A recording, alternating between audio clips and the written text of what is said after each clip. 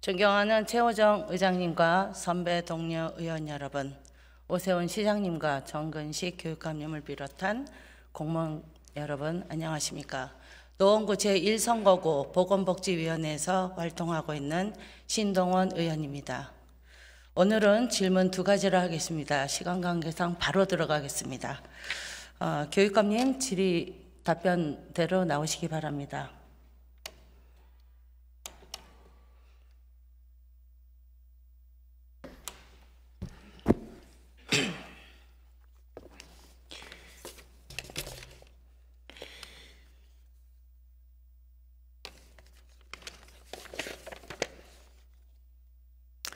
교육감님 안녕하십니까? 예. 네. 안녕하십니까?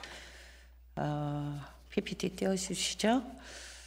서울시 교육청에서는 이렇게 해마다 교육 환경 개선 사업을 한 11가지를 진행하고 있습니다. 말하자면 학교의 그 내부 연한이 다 된 이런 환경 개선 사업을 학교에서 신청을 하면 교육청이 순차적으로 진행하는 사업입니다. 아쉽게도 오늘 질문을 하고자 하는 학교 보안관실은 환경 개선 사업에 빠져 있습니다.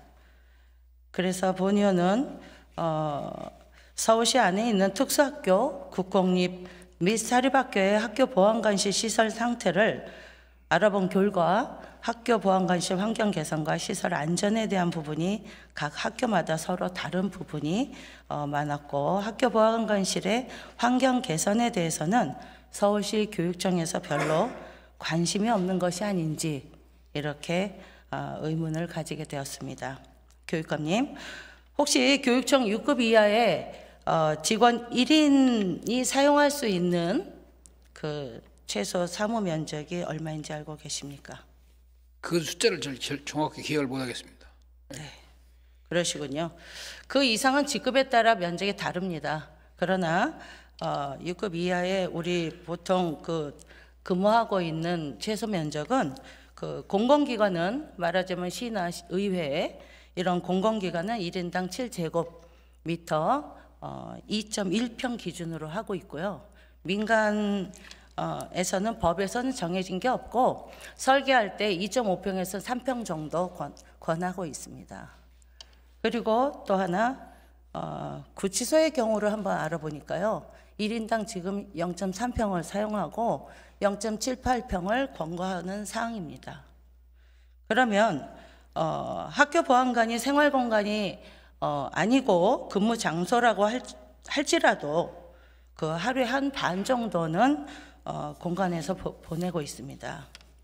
관련하여 현재 학교 보안관실 시설에 대한 문제점을 말씀드리겠습니다. 보안관실 크기에 대한 문제인데요. 그 다음 PPT 올려주십시오. 서울시 안에 있는 637개 초등학교 보안관실 환경에 대한 자료를 받아봤습니다. 학교 보안관실 환경이 너무나 열악하다는 것을 알 수 있는데요. 그 PPT에 보시면, 저도 PPT가 잘 안 보여서 보겠습니다. 첫 번째 A 초등학교에는 특수사립학교입니다. 지금 1명이 근무를 하고 있고 0.72평입니다. 그리고 B 초등학교에는 공립초등학교입니다. 2명이 근무하는데 공간이 2개를 나누어서 하나는 0.4평, 하나는 2.1평. 공간이 작아서 각각의 공간을 따로 두고 이렇게 근무하고 있고요. C 초등학교에는 2명이 근무하는데 0.6평입니다. 여기도 마찬가지로 다른 공간을 사용하면서 교대를 하고 있어요. D 초등학교 노원구에 있습니다. 사립초등학교인데 불구하고 0.3평입니다. 그래서 여기 B고에는 이동식 박스 부스를 운영하고 2명이 오전 오후 교대로 교산의 인쇄실을 휴게 공간으로 사용하고 있다. 이렇게 자료가 왔습니다. 교육감님, 교육감으로 되신 이후에 지금 현재 637개 초등학교 중 교육감님이 그 학교 방문은 몇 개나 하셨을까요? 한 20여 개 했습니다. 20여 개 하셨을 때, 해당 학교에 방문하셨을 때, 예. 그 교문을 들었으면 학교 보안관실이 있죠? 예, 있습니다. 그 보안관실 혹시 내부에 들어가 보신 적 있으십니까? 예, 있습니다. 있습니까? 예. 어떻습니까? 뭐 학교마다 약간씩 다르기는 한데 맞습니다. 상대적으로 매우 좁은 그런 공간에서 근무하고 있다 이렇게 느꼈습니다. 그러니까 좋은 공간을 가서 보셨는 모양입니다. 637개 중에 20개니까 사실은 자료를 이렇게 많이 전 학교에 자료를 받아보니 공간이 굉장히 넓은 학교도 많습니다. 그런데 본 의원은 이 2명이 근무하는 공간에서 이렇게 작은 공간을 소개하는 겁니다. 사진을 보실까요? 학교 보안관이 양팔을 벌린 저하고 비슷할 겁니다. 이 공간이 근무하고 있는 공간입니다. 여기는 저희 노원구의 학교입니다. 이 보안관은 서류 합격을 하고 면접을 하면서 이 보안관실에 자기가 근무하는 장소를 보지 못하고 들어와서 근무를 하려다 보니 이렇게 공간이 작아서 지금 이것을 고민하고 있습니다. 이분은 다른 공간의 넓은, 지금 교육관님이 말씀하시다시피 공간이 다 각각이니까 좋은 환경이 있는 학교 보안관실로 옮겼으면 좋겠다 이렇게 하소연을 했습니다. 예. 그래서 본 의원이 이렇게 조사를 하게 된 동기입니다. 그리고 본 의원이 최근 3년간 교육청에서 학교 보안관실 환경 개선에 대한 예산이 있었는지를 확인해 봤는데요. 반영 건이 한 건도 없습니다. 어떻게 생각하세요?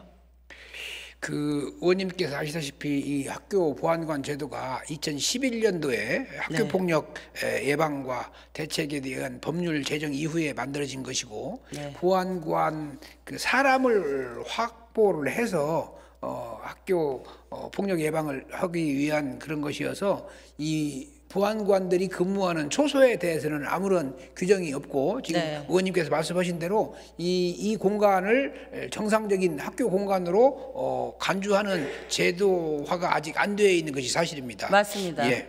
네. 그래서 학교 보안관들이 여러 가지 일을 하고 있더라고요. 여러 가지 일을 하고 있는 건 교육감님이 아실 텐데.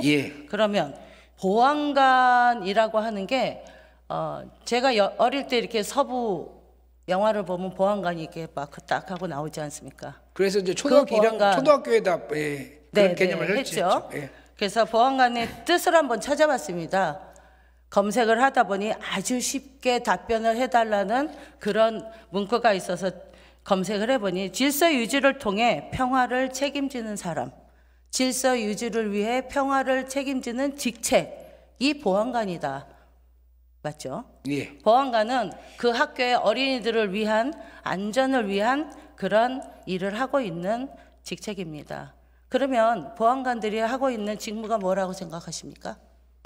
그 학생들을 안전하게 등교하고 하교하고 혹시라도 학교 내에서 발생할 수 있는 그런 폭력을 사전에 방지하고 또 그런 일이 발생하면 그걸 지키고 뭐 그런 일이겠지요. 그래서 이제 이게 이제 여러 학교 공간 전체를 커버를 해야 하다 보니까 그 보안관실 안에 뭐 전화도 있어야 하고 또 냉난방실도 있어야 하고 또 때때로는 PC도 설치가 되기도 하고 또 카메라와 연결할 수 있는 그런 장치도 있어야 하는데 아직 그 부분에 대해서 충분히 뭐랄까요 그 대책을 마련하지는 않은 그런 단계에 있습니다. 네.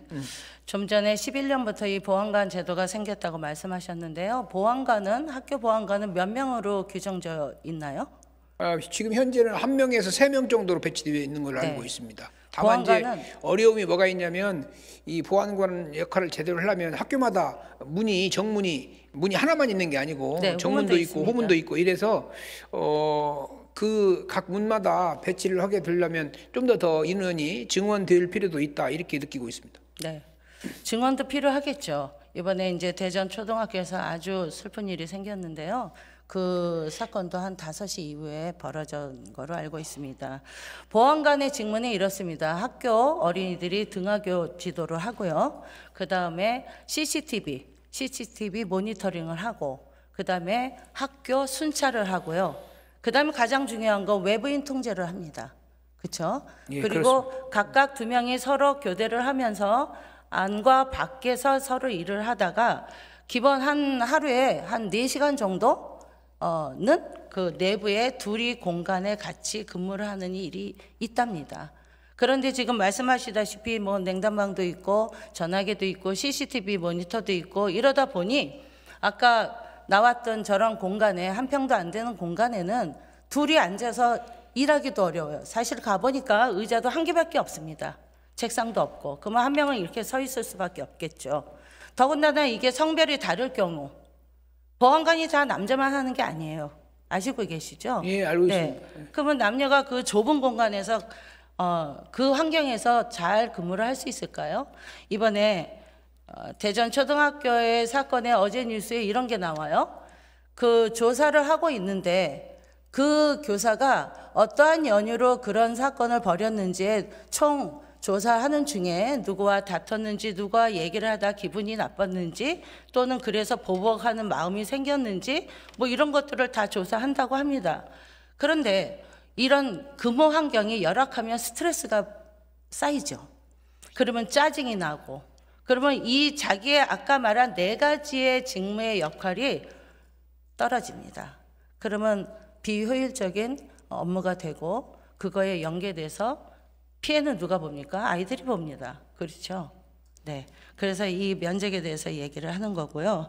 또 하나는 이 지금 현재 교육감님, 이 교육 4가지의 직무 외에 또 다른 교육이 필요하다고 저는 생각하는데 어떤 교육이 필요합니까? 아이들을 안전하게 하기 위한 보안관으로서. 이건 그들의 의무가 아닙니다. 제가 말할까요? 예. 아까 말씀하신 학교 폭력 예방 또는 학교 생활 지도, 가장 중요한 심폐소생술, 이건 의무는 아닙니다. 그러나 여기에 학교 보안관으로서 지키기 위한 또 다른 교육이 필요하다고 생각합니다. 그래서 건의를 드리고요. 또 하나는 학교 안전에 대한 교육은 교육청이 더 잘 집행할 수 있을까요? 아니면 지방자치단체인 즉 서울시가 더 잘할 수 있을까요? 그건 협력을 해야 할 것 같습니다. 예. 왜 그러냐면 이제 교육청에서도 일부 그런 기능이 있지만 또 시나 구에서도 그런 그 인력이나 있기 때문에 그건 협력을 해야 할 사항으로 지금 파악이 됩니다. 네. 예. 현재 서울시, 서울특별시 학교 보안관 운영 및 지원 등에 관한 조례가 서울시에 있습니다. 그리고 서울시장이 학교 보안관 사업의 운영 계획 수립 및 지원을 하도록 되어 있고요. 특히 학교 보안관에 대한 학교 폭력 예방 교육의 학교 생활 지도에 대한 연수도 서울시장이 실시하도록 되어 있습니다. 이번 대전 초등학교 사건과 같이 사고가 나면 교육청이 더 빨리 움직일까요? 서울시가 빨리 움직일까요? 그건 교육청이 더 빨리 움직여야겠죠. 그렇죠. 학교 안에 있는 모든 시설과 관계자는 교육청이 가깝습니다. 그래서 직접적으로 말씀드리면 현재 시스템에서 학교 울타리는 서울시장이, 학교 울타리 안에는 교육청이, 지금 이렇게 교육감님이 안전관리에 대해서 하고 있는데 이런 거를 통합 시스템을 만들어서 해야 될 필요가 있다 생각하고, 그저께 우리 본회의 날 주요 업무를 보고하실 때 서울 교육감님이 새로운 시스템을 구축하겠다 이렇게 말씀하셨죠? 예. 네. 새로운 시스템을 구축할 때 본 의원은 학교 보안관의 여러 가지 직무나 교육이나 또는 시설 환경이나 이런 것들을 새로운 시스템 구축에 넣어주시기를 말씀드리고 싶은데 어떻게 생각하세요? 아주 적절한 정책 제안이라고 생각하고요. 네. 이 제도가 처음 도입될 때 시에서 주선을 했고 네. 그 아까 말씀드린 대로 보안관 그 사람에 대한 사람 충원 문제를 더 중심에 했기 때문에 이분들이 그 근무하는 초소는 대부분의 경우에 임시 가설물 형태로 되어 있어서 맞습니다. 정상적인 학교 교육 공간으로 포함되어 있지 않은 이제 그런 문제가 있어서 앞으로 의원님 지적하신 대로 그 문제를 어떻게 잘 개선할지 네. 그래서 검토하겠습니다. 교육감님 학교 보안관 운영에 대한 조례를 지금 서울시에 있다고 말씀드렸지 않습니까? 예, 예. 지금 서울시에서는 그들의 인건비와 예. 이 피복비 정도 예산을 갖고 있습니다. 지급을 하고. 그래서 본 의원은 서울시에서 교육청으로 이런 조례를 변경해서 학교 안전 관련해서 시스템을 통합하면서 이 조례도 변경하는 이런 제안을 드리고 싶습니다. 예, 그 뭐 기꺼이 그렇게 할 의향이 있고요. 다만 이제 거기에 필요한 여러 가지 예산들을 우리 시에서도 잘 배려해서 주시면 교육청에서 적극적으로 추진하겠습니다. 네. 모든 시스템이 통합으로 교육청으로 가면 예산도 교육청으로 가야죠. 근데 뭐 원칙은 그런데 때때로 이 시도 뭐 재정이 늘 풍족한 것이 아니어서 어려움이 있는 걸로 생각을 합니다. 저는 뭐 그런 사정을 잘 헤아려서 시와 교육청이 잘 협조하도록 하겠습니다. 네. 그렇게 하고요. 이런 여러 가지 안건을 건의를 드리면서 교육감님하고는 이런 질문을 마무리하겠습니다. 예, 너무 좋은 정책을 제안해 주셔서 고맙게 생각합니다. 네.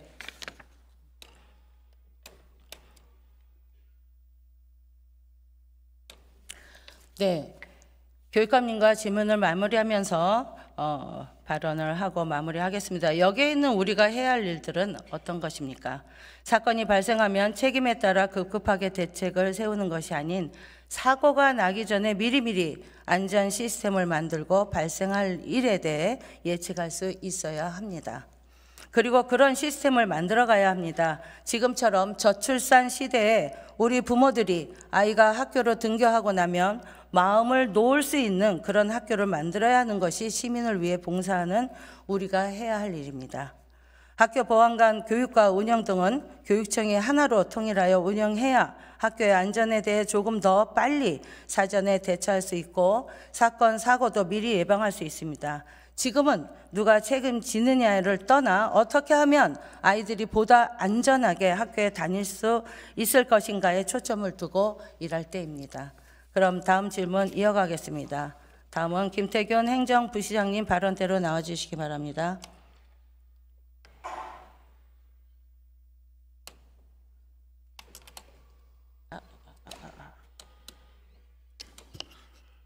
행정일부 시장 직무대리 김태균입니다. 네, 안녕하세요. 시간이 짧게 남아서 바로 하겠습니다. PPT 보시면 한부모 가족 시설 원장이 성희롱 뉴스가 지금 SBS에서 방영된 바 있습니다. 이 뉴스는 24년 3월에 방영이 됐는데요. 한부모 가족 시설의 입소자 아동과 부모를 대상으로 시설장이 성희롱한 사건입니다. 한부모 가족 시설의 입소자 대부분이 18세 미만의 자녀를 가진 모자 가정이고 강제추행했던 이 시설장은 60대입니다. 해당 성추행 의혹에 대해 용산구가 지도 점검을 하면서 이렇게 추가적으로 이 성추행 외에 그 법인 대표의 직책 보조금 부정 수급과 또 기본 자산 임의 처분으로 인한 사회복지 사업법 위반 사실도 발견되었습니다. 해당 용산구는 이 23년 9월에 그 피해자와 사무국장으로 고발을 접수하고 자체 지도 점검을 하고 그 조사한 결과 자치구에서는 용산경찰서에 신고를 하고 서울시에 보고를 했습니다. 부시장님, 이런 사실을 어떻게 보고 받으셨죠? 네. 네, 오신 지 얼마 안 됐는데 어떻게 생각하십니까? 예, 뭐 바람직하지 않은 일이 있었고요. 저희가 이 사건 관련해서는 이제 경찰이나 뭐 법원 또 지방중앙노동위원회 여러 기관들이 조사 내지는 검토 절차가 진행됐고요. 네. 어쨌든 저희가 보다 신속하게 처리가 안 된 점은 송구하게 생각되는 부분입니다. 네. 신속하게 처리 안 됐죠. 너무나 우리가 시에서 좀 무심했다고 그럴까요? 이렇게 표현해도 되는지 모르겠습니다만 그랬습니다. 이 모든 비리가 성추행 범죄는 대표이사와 시설장 그리고 그 모자 관계라는 대표이사와 시설장이 엄마와 아들 관계예요. 그래서 모자 관계에서 특수한 관계로 쉽게 이루어졌고 그 다음에 내부 고발로 인해서 세상에 알려졌습니다. 결과적으로 이 가해자인 전 이사장의 아들의 시설장과 또 이 관계가 이 친인척인 관계에서 이 전 법인의 대표가 어머니고 전 시설장, 성추행 시설장이 법인의 아들입니다. 그리고 이런 사건이 벌어져서 다시 법인의 대표가 새로 됐는데 이 법인의 대표는 이 법인 대표 밑에 감사를 했던 말하자면 어머니의 사돈 시설장의 동서입니다. 그분이 현재 법인 대표가 되셨고 그리고 시설장은 그 다음에 지금 현재 시설장은 전 시설장의 아주 가까운 지인입니다. 그래서 지금도 역시 다 얽혀있는 관계로 지금 구성원이 되어 있습니다. 부시장님, 네. 가족 간의 온갖 비리와 강제추행까지 이렇게 사건이 벌어졌는데요. 이거 정상적으로 보십니까?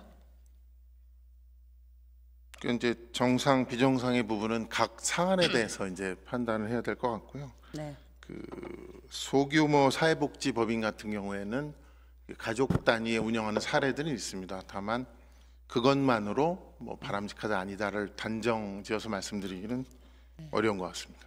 네, 다음 PPT 보시면 경향신문에 났습니다. 이건 25년 1월 21일자로 기사가 났는데요. 이 기사는 아까 말씀드린 그 내부고발한 사무국장이 23년 9월에 자치구에다가 신고를 하고 그리고 나서 이 시설장이 정직 3개월을 받고 그리고 나서 이 사임을 합니다. 시설장 사임을 하고 사임한 지 5일 만에 사무국장을 해임합니다. 그리고 나서 이 해임당한 사무국장은 본대로 바르게 말했을 뿐인데 해임을 당한 이 사람이 지방노동위원회에 부당해고를 구제 신청을 합니다. 그래서 구제 신청에서 부당해고라고 판결이 났고 2달 만에 그리고 판결을 나니까 이 법인에서 인정할 수 없다. 이래서 중앙노동위원회에다가 법인이 다시 재심을 요청합니다. 그래서 이번에 25년 1월 14일 날 중앙노동위원회에서 5가지를 올린 모두를 다 부당해고로 인정한 그 사실을 기사에 난 겁니다. 그래서 현재 지방노동위원회에서 원직 복직과 그에 해당하는 그 월급을 지급하라 이렇게 명령했습니다. 그런데 현재 이 내부 고발했던 사무국장이 원직을 복직을 했는데 사무국장으로 복직을 하지 못하고요. 밑에 과장으로 복직을 했어요. 왜? 이 사람이 몇 개월 동안 나가 있는 동안 내부에 이 구성원이 이렇습니다. 여기는 5인 체제인데 사무국장 밑에 과장 다음에 팀장이 있습니다.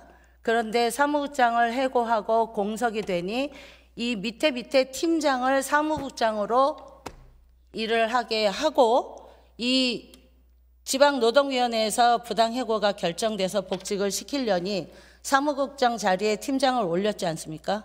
그러니 그 밑에 과장은 자기 밑에 있는 사람이 자기를 넘어서 사무국장이 되니까 트러블이 있었겠죠? 그러니까 트러블을 옥신각신하다가 이 사람을 또 내쫓았어요. 그래서 과장 자리가 비어 있었던 겁니다. 그래서 이 사람은 원직 복직이 아닌 그 빈 과장 자리에 복직을 하고 있어요. 현재도. 그러면 2급과 3급의 차이는 월급 차이가 있으니 어떻게 되냐 하니까 법인에서 그 나머지를 충당하겠다. 이렇게 해서 지금 그렇게 앉아 있습니다.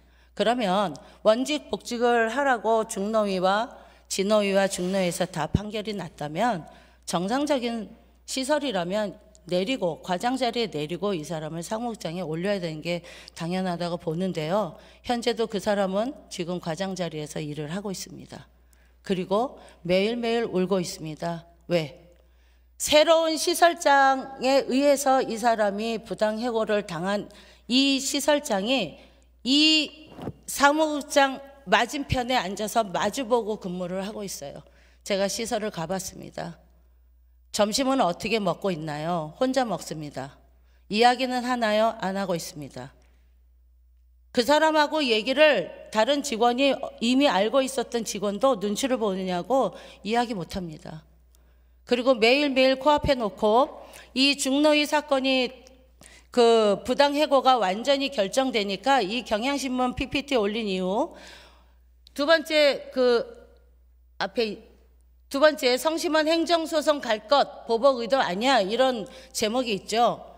이 법인에서는 행정소송을 하겠다고 기자에게 밝혔습니다. 행정소송을 하면 부시장님 진호위와 중노에 걸쳐서 이 부당해고라고 판명이 났습니다. 그러면 이 법인에서 행정소송하면 승소 가능할까요? 그건 뭐 법원에서 판단하셔야 될 것 같습니다. 본 의원이 자문을 받아봤습니다. 네. 법률 자문을 받아보니 이런 사안일 경우 승소는 절대 못한답니다. 그런데 이 사람이 법인에서 그 행정소송을 하겠다고 하는 거는 이 사무국장을 정신적으로 압박을 하려고 하는 거 아닌가 이런 생각이 들고요. 그리고 지금도 대놓고 얼굴 맞대놓고 너만 나가면 다 끝이야. 그러니까 너 나가라 이렇게 한답니다. 이런 내부의 사람이 알고 있습니다. 우리가 가정생활을 하지만 가정 내에 가족만이 알고 있습니다. 가정의 사정은. 그래서 이 사람이 만나봤습니다. 사무국장. 이거를 왜 고발을 했습니까? 이렇게 자기의 모든 피해를 감수하고 왜 고발을 했냐 물어보니까 여지껏 몇십 년 동안 저는 사회복지사예요. 제가 사회복지사로서 이 사람들을 다 돌봐야 되는 의무가 있는데 이런 일을 벌였어요. 여기는 한부모 가족의 시설에는 엄마와 아이가 있는 시설이에요. 그렇죠? 그러면 엄마와 초등학생, 엄마와 중학생, 간혹 엄마와 고등학생 있습니다. 그런데 이 시설장이 성추행을 어떻게 했을까요? 엄마도 하고 초등학생도 해요. 그리고 그들이 지금 거기 다 살고 있습니다. 그러면 그 초등학교 아이들, 지금 저출산 시대에 한 명 한 명의 생명이 얼마나 귀중해서 우리가 얼마나 많은 사업을 펼치고 있습니까? 이 한부모 가족 시설에 있는 초등학교 아이들 앞으로 대한민국의 일꾼으로 커나갈 아이들입니다. 벌써부터 그 시설에서 열악하게 사는 것도 힘들어 죽겠는데 그런 시설장을 아버지같이 생각하고 따랐을 텐데 그런 일을 겪고 그런 트라우마를 갖고 지금 살아가고 있습니다. 그리고 또 한 가지, 이 시설장은 약식명령을 받았죠. 300만 원. 강제추행으로. 그렇죠? 네. 네, 알고 계시죠? 네. 네. 약식명령을 받아서 300만 원 강제추행으로 지금 받았는데 그래서 여러 가지 지금 이 문제가 도드라진 거는 보십시오. 제가 잠깐 찾겠습니다. 부서에서 엊그저께 그 시정질문을 하는 거를 알고 오셨는지 어쨌는지 이틀 전에 성심모자원 시설 폐쇄 검토 보고를 하겠다, 적극 보고를 하겠다 이렇게 보고를 했습니다. 부시장님 보고 받으셨습니까? 네. 네. 그래서 폐쇄를 하시려고 지금 적극 검토한다니까 앞으로 그렇게 하실 겁니까? 아직은 그 부서에서 의사결정을 하기는 전입니다. 네. 부서에게 물어봤습니다. 이 시설 폐쇄를 왜 이제 검토하겠다고 보고를 하느냐 물어봤습니다. 그랬더니 이 내용이 용산구는 고발인으로 그 재판 결과를 열람이 가능해서 그 시에서 공문을 받아서 보내서 그 판결 결과를 요청을 받아서 2월 11일 날 알게 됐다. 약식명령 300만 원 나왔습니다. 강제추행으로 언제 나왔냐면 24년 8월 28일 날 나왔어요. 그런데 우리 시에서는 이제서 2월 11일 날 알았다고 이틀 전에 보고합니다. 어떻게 생각하세요? 예. 시에 이미 용산구에서 그 팀장이 다 자기가 자체 감사를 통해서 강제추행 말고도 이러이러한 일을 발견해서 보고를 했을 때도 제가 시정명령 하라고 했습니다. 안 했습니다. 왜? 위임사항이라고 했습니다. 맞습니다. 위임사항. 그러면 시에서는 보조금을 안 줍니까? 부시장님, 시에서 보조금 얼마 줍니까? 네, 액수는 제가 정확히 기억을 못하는데 보조금이 나갑니다. 보조금 100% 나가고 있습니다. 액수는 모르지만 100%입니다. 그렇죠? 네. 100%의 시비를 내려보내고 위임으로 그 법인과 시설이 하고 있는데 믿고 세금을 주는 겁니다. 그런데 이런 불미스러운 일이 있다면 어떻게 합니까? 시가 관리 감독의 의무가 있습니다. 그러면 시정 명령을 해야 되겠죠. 만약에 빨리 시정 명령을 했더라면 이 사무국장 해고 안 당할 수 있었습니다. 해고 당하고 약식 명령 받아서 이제 와서 폐쇄를 검토하겠다.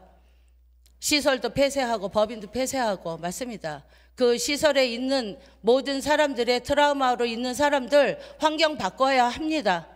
다른 곳으로 옮겨서 그 장소를 보지 않도록 기억나지 않도록 옮겨야 되고요. 또 하나 아까 좀 전에 교육감님 대상으로 그 복직에 대한 얘기를 잠깐 했는데요. 내부 고발자. 이 사무국장은 고발을 한 사람으로서 굉장한 지금 정신적, 경제적 피해를 보고 있고요. 그 밑에 같이 근무했던 사람도 역시 마찬가지입니다. 이렇게 이동을 하고 그거로 인해서 나가고 만약에 폐쇄가 된다면 이런 지금 일하고 있는 사무국장을 비롯한 이 인원들 어떻게 하실 겁니까? 아직 폐쇄에 대한 의사결정을 하기 전이라서 네. 네, 그 부분은 뭐 더 말씀드리기 어렵겠습니다. 네. 또 한 가지요. 이 시설장이 약식 명령 받으려고 하다 보니 변호사가 필요했겠죠. 그럼 변호사비 누가 돼야 돼요? 시설장이 법에 지금 연루가 됐어요. 변호인이 필요해요. 그러면 시설장은 자기가 성추행의 강제가 아니라는 거를 할 거 아닙니까? 그럼 변호사를 선임했을 텐데 그 선임한 변호사비는 누가 돼야 되는 게 맞습니까? 뭐 내부 고발 관련해서는 지금 국가적으로도 제도가 많이 완비돼 있으니까요. 아니요, 내부 고발 얘기하는 거 아니에요. 네. 시설장이 법정 다툼을 할 때 네. 약식 명령 300만 원 받았죠. 8월에. 그러기 전에 변호사를 선임했는데 그 비용은 누가 돼야지 맞느냐 그 질문. 시설장이요? 네네. 시설장이 해야 되겠죠. 네. 시설장 개인의 일입니다. 네. 그렇죠? 법인에 이바지하는 일 아니지 않습니까? 성추행이. 네. 그런데 불구하고 시설장은 법인의 돈을 2천만 원 썼습니다. 변호사비를 법인의 돈으로 했습니다. 이 사람은 처음부터 끝까지 다 자기 마음대로 할 수 있다고 생각하는 모양입니다. 시설도 법인도 다 자기 가족이고 그 안에 입소자들도 아이들도 다 자기의 소유물로 생각하고 막 행동을 했습니다. 그리고 그게 걸려서 법에 지금 심판을 받아야 하니 변호인 선임도 법인 돈으로 했습니다. 벌금은 누구 돈으로 냈는지 아직 확인을 못 해봤습니다. 부시장님, 네. 지금 내부의 일은 내부가 알고 있습니다. 지금 이 문제는 내부 고발로 인해서 전하 부시장님이나 여러 시민들이 다 알고 있게 되었지만 지금 시설이 너무나 많습니다. 그러면 내부 고발자의 보호를 철저하게 해야만이 그 안에 어떠한 감당 못하는 일이 생겼을 때 과감하게 할 수 있지 않겠습니까? 네. 앞으로 그런 여러 가지 시스템이 필요합니다. 그렇죠? 네. 네. 이 사안에서는 좀 더 살펴보시고요. 그리고 지금 다 이게 끝나지 않았다고 당장 뭐 폐쇄하는 건 아니다 하셨지만 이거는 요소가 많습니다. 제가 또 한 가지 지금 시간이 아까 있으니까 한 가지만 더 묻겠습니다. 부시장님, 네. 이 성추행으로 인해서 알게 된 세 가지 중에 한 가지가 법인 대표의 직책 보조금이 한 달에 70만 원씩 나갑니다. 그 실비입니다. 그런데 법인 대표가 치매로 인해서 요양원에 있었습니다. 요양원에 있었는데 이 직책 보조비 70만 원을 3년 5개월 동안 2,870만 원을 받았습니다. 2,870만 원 환급하라 라고 하니까 우리 부서에서 환급 명령을 내렸습니다. 그런데 이번에 시정지문을 앞두고 저는 너무 깜짝 놀랐어요. 2,870만 원. 시에서 환급 명령을 내릴 때 이거는 부당수급을 한 사실이라는 걸 알고 환급하라는 거 아닙니까? 잘못했으니 토해내라 이런 말이죠. 그런데 깎아줬어요. 얼마? 1,913만 원 내라. 왜 그랬대요? 일단 절차적으로는 그분들의 주장도 있기 때문에 청문을 실시했습니다. 청문 과정에서 어쨌든 이게 치매에 걸리신 건 아니다라는 부분을 아니 치매는 안 걸리지만 요양원에 입원은 하고 있었잖아요. 네네. 그래서 이게 자기의 법인 대표로서 일을 했어요? 일을 해야 주는 실비입니다. 시설장은 40만 원, 법인 대표는 70만 원. 직책 보조금이 그렇습니다. 일을 하지 않고 누워 있었기 때문에 누워 있는 사람한테 가서 사인 받아가지고 70만 원씩 받았어요. 너무 파렴치하지 않아요? 그래서 환수하라는 거예요. 네, 하여튼 환수 명령을 그대로 내리고 진짜 꼴밤을 하는데 때려도 시원찮은 판에 네. 그걸 깎아줘요? 시가? 하여튼 제가 확인한 것은 그 청문 과정에서 매우 고의적인 이제 횡령이라고 보기 어려운 사정들이 좀 확인이 돼서 어쨌든 3분의 1을 경감하는 의사결정을 했습니다. 네. 그건 말이 안 될 것 같고요. 여러 가지 우리 시가 허술하다는 생각을 합니다. 앞으로 좀 더 꼼꼼하게 시정을 해야 된다고 생각하는데 부시장님. 네, 그렇게 하겠습니다. 앞으로 부탁드립니다. 네, 들어가셔도 좋습니다.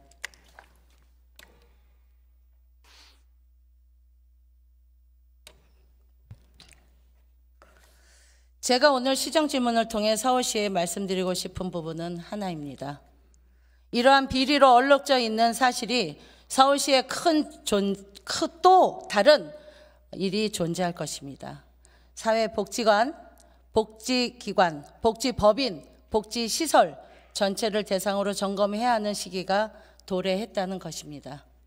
사회복지법인 시설의 대표이사, 시설장 등이 가족관계로 얽혀있는 모든 복지시설에는 그 안에서 발생하고 있는 갑질, 보호 대상에 대한 가해, 국가 세금에 대한 부적절한 사용 등 모든 비리 현상에 대해 내부 고발이 아니면 알 수 없습니다. 복지법인, 복지시설 관리에 대한 점검을 통해 특단의 조치를 취하지 않으면 지금과 같은 현상은 지속적으로 발생할 것입니다.